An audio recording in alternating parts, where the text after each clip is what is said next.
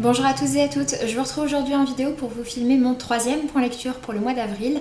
Et petite surprise, il y en aura un quatrième qui arrivera la semaine prochaine puisque le mois d'avril a été plutôt très prolifique. Dans ce point lecture, je vais du coup vous parler de 3 romans puis de 3 BD. Et pour les 3 romans, il s'agira tout d'abord de 13 raisons de Jay Asher, puis de The Vanishing Girl de Laura Thalassa, et enfin de Outlander tome 4, Les tambours de l'automne de Diana Gabaldon.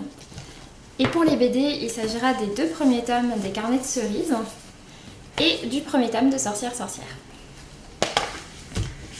Je vais donc démarrer tout de suite avec 13 raisons de Jay Asher. Je ne vais pas m'éterniser sur le sujet puisque je pense qu'à peu près tout le monde en a entendu parler. 13 raisons, c'est donc un roman contemporain adolescent américain qui est sorti il y a ça quelques années maintenant, mais qui a été adapté très récemment par Netflix en série avec notamment Selena Gomez à la production. Et du coup c'est une série qui a pas mal fait parler d'elle, c'est une série, et du coup un livre sur le harcèlement scolaire entre autres, puisqu'en fait c'est l'histoire de Anna, une jeune lycéenne qui va décider de se suicider. Et elle explique 13 raisons à son suicide qui correspondent à 13 personnes. Et du coup elle va décider, avant de se suicider, d'enregistrer 13 cassettes audio qui font donc référence à ces raisons et du coup de les envoyer aux personnes afin que chacun écoute son histoire entière avec les 13 cassettes et qu'après donc ça passe au suivant sur la liste, en sachant que donc ça démarre par le plus soft et que ça termine par le pire. Et du coup nous là-dedans nous allons suivre tout ça du point de vue de Clay qui est un jeune adolescent qui du coup connaissait Anna et qui va recevoir ces cassettes et qui ne comprend pas vraiment pourquoi est-ce qu'il les reçoit. Et du coup on va suivre tout ça de son point de vue. C'est un livre que j'ai plutôt bien aimé dans le sens où c'est assez entraînant, on a envie de savoir ce qui se passe, on a envie de savoir les raisons, etc. Mais d'un autre côté, j'y ai quand même vu quelques défauts qui m'ont un peu gênée dans ma lecture. Notamment, je trouve que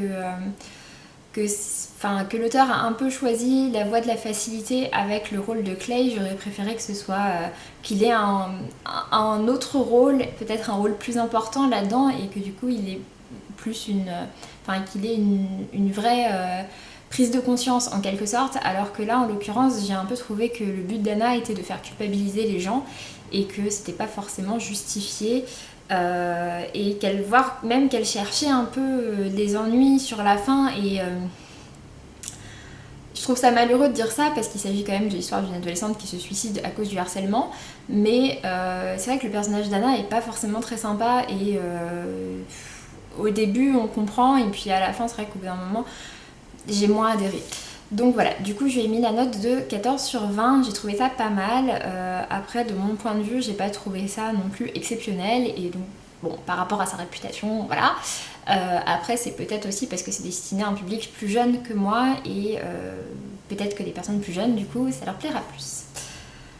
Ensuite, j'ai donc lu The Vanishing Girl de Laura Thalassa, donc publié chez Amazon Crossing, donc les éditions d'Amazon.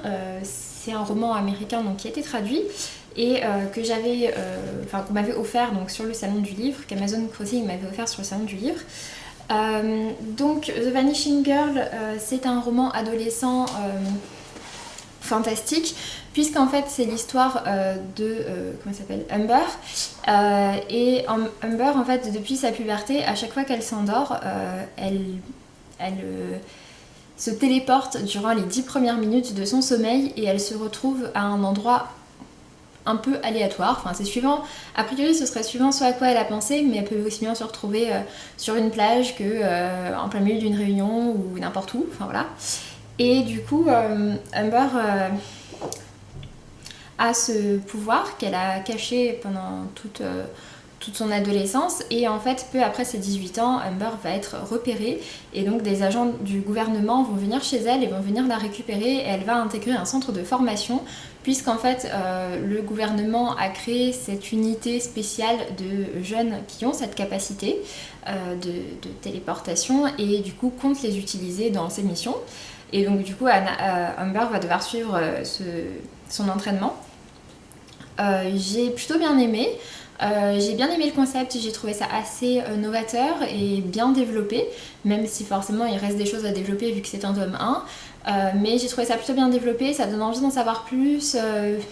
Enfin voilà, ça m'a bien plu. Après, le reproche principal qui est fait à ce livre, c'est que la romance est trop présente. C'est vrai qu'il y a une romance qui est assez importante dans cette série. Après, pour ma part, ce que je n'aime vraiment pas, c'est les triangles amoureux et c'est pas le cas ici. Et en plus de ça, la romance est un petit peu justifiée par certains éléments du programme. Donc voilà, pour ma part, ça m'a pas complètement gênée. Par contre, ce qui m'a un peu gênée, c'est le côté... voilà, son amoureux, il est décrit comme étant un jeune homme absolument parfait, sublime, magnifique, hyper intelligent, hyper fort. Enfin voilà, il a toutes les qualités du monde. Et bon... Au bout d'un moment, les personnages qui ont toutes les qualités du monde et qui sont parfaits, c'est un petit peu agaçant. Donc voilà, ce personnage-là, même si en fait il y a des pistes dessus, donc c'est pas juste un mec super fort, il a une psyché.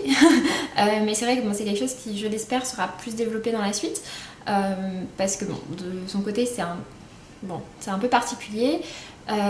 Et j'ai un peu de mal donc avec avec le côté personnage parfait. C'est plus ou moins justifié par le programme, etc. Mais bon, ça m'a pas complètement convaincue de ce côté. Sinon, ça reste quand même une série que j'ai trouvé plutôt agréable, enfin un premier tome que j'ai trouvé plutôt agréable et je lirai avec plaisir la suite. Je lui ai mis un 15/20. Et ensuite, donc, j'ai donc lu Outlander, le tome 4, Les tambours de l'automne de Diana Gabaldon, publié chez J'ai lu. Comme vous le savez peut-être maintenant, Outlander est une série que j'aime énormément. Je la lis lentement puisque j'ai lu le tome 1 il y a un peu plus d'1 an. Et donc voilà, je laisse parfois passer pas mal de temps entre les tomes et en l'occurrence entre le tome 3 et le tome 4 j'ai laissé passer beaucoup de temps. Mais c'est vrai que ce sont des tomes assez épais. Tant que je ne suis pas sûre d'avoir du temps à y consacrer, voilà, j'ai un peu de mal. En l'occurrence, je me suis lancée, ça m'a pris quand même un peu moins d'une semaine pour le lire, en sachant qu'il fait 1140 pages. Mais voilà, pour moi, je trouve ça très, très intéressant, j'aime beaucoup cette série. Donc pour ceux qui ne connaissent pas, il s'agit de l'histoire de Claire Randall, qui est une jeune écossaise qui en 1945 va passer à travers un cercle de menhirs en Écosse et va se retrouver projetée en 1750, donc à peu près 200 ans plus tôt. Et du coup, elle va se retrouver en plein milieu des guerres entre Anglais et Écossais et va faire la rencontre d'un jeune Écossais qui s'appelle Jamie. Et donc voilà, après il va y avoir toute une histoire qui va se développer entre ces personnages-là. Donc bon, il y a un petit aspect fantastique par rapport au voyage dans le temps, mais c'est vraiment un aspect très mineur du roman, c'est avant tout une romance historique et avec un aspect historique vraiment très développé, très documenté, très renseigné, enfin voilà, c'est très très intéressant de ce côté-là. Et Claire en plus de ça travaille dans le milieu médical et ses connaissances médicales sont très, très fortes aussi, hein. Donc voilà, c'est très documenté, c'est très bien fait, j'aime énormément Claire et Jamie. Bon voilà, j'aime beaucoup Jamie, mais j'aime aussi beaucoup Claire. Et en plus de ça, donc à partir du tome 3, on a également un peu la génération suivante, en sachant donc que dans le tome 3, Claire et Jamie partent sur des bateaux pour le sud pour les Antilles puis les États-Unis, et donc dans ce tome 4 ils sont aux États-Unis et donc on a également la génération suivante. C'est vrai que j'ai un peu moins adhéré à l'histoire de la génération suivante parce que voilà, j'ai un attachement particulier pour Claire et Jamie, au cas où vous l'auriez pas encore compris. Et du coup voilà, mais c'est pas un tome qui est forcément très rapide, surtout au début, c'est assez lent, ça prend son temps, mais je trouve ça très immersif et pour ma part ça me plaît énormément, je visualise vraiment tout ce qui est raconté et voilà, j'aime beaucoup cette série de livres, donc je vous conseille vraiment de vous lancer dedans si vous ne les avez pas encore lus, et puis faudra que je lise la suite. Et ensuite, je vais donc vous parler rapidement de 3 BD. Donc tout d'abord, je vais vous parler des 2 premiers tomes de la série Les Carnets de cerises de Joris Chamblin et Aurélie Neyret, en sachant que c'est Joris Chamblin au scénario. Donc le tome 1 c'est celui-ci, Le zoo pétrifié, et le tome 2 le livre d'Hector, en sachant qu'en fait les tomes ne sont pas particulièrement numérotés, c'est juste par ordre de sortie, puisqu'en fait ce sont des histoires séparées à chaque fois, donc on peut les lire indépendamment. Donc Les Carnets de cerises, c'est l'histoire d'une petite fille qui s'appelle Cerise, qui vit dans un petit village un peu paumé et qui s'ennuie pas mal, surtout au début du tome 1. Et du coup, elle va en fait décider un peu de fourrer son nez partout et de mener ses propres enquêtes pour essayer de découvrir les mystères qui entourent son village.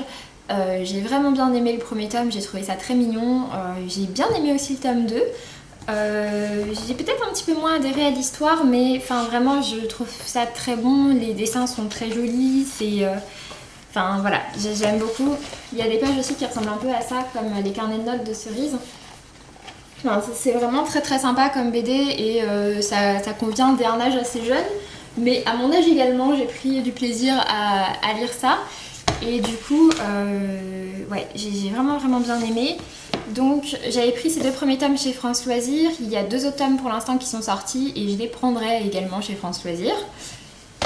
Et ensuite donc j'ai lu Sorcière avec à nouveau Joris Chamblin au scénario, mais cette fois-ci c'est illustré par Lucille Thibaudier. Donc c'est à nouveau un tome 1, le mystère du jeteur de sorts. Je l'ai acheté parce qu'en fait il est en promo en ce moment, enfin je l'ai acheté il y a quelques semaines maintenant. Peut-être qu'il sera encore en promo, je l'ai acheté en grande surface et donc il était à 3,95 au lieu de 10,95. Et donc Sorcière, c'est l'histoire de 2 sœurs qui sont donc sorcières et qui habitent dans une ville de sorcières et de sorciers.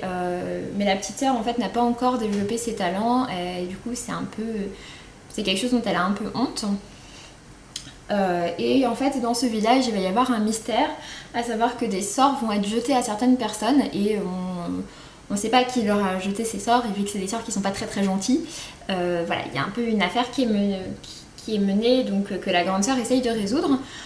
C'est une petite histoire mignonne, voilà, j'ai trouvé ça on va dire un peu moins poussé et réfléchi que les carnets de Cerise, mais pour autant je trouve ça plutôt mignon et plutôt sympa. Je continuerai cette série pourquoi pas, mais si j'en avais une seule à vous recommander, ce serait les carnets de Cerise, dont on entend beaucoup parler, mais voilà, je trouve que ça mérite sa réputation. Voilà, j'ai décidé de pas mettre de notes au BD parce que vu que c'est pas un genre que je lis énormément, je m'estime pas très à même de les juger, mais je peux vous donner par contre mon ressenti dessus. Donc voilà, j'espère que cette vidéo vous aura plu. N'hésitez pas à me laisser un petit commentaire pour me dire ce que vous avez pensé de cette vidéo, des livres dont j'ai parlé, si vous les avez lus, si vous donnent envie, ou bien pour me parler par exemple de votre dernière lecture. Sur ce, je vous laisse et je vous dis donc à très bientôt. Bisous!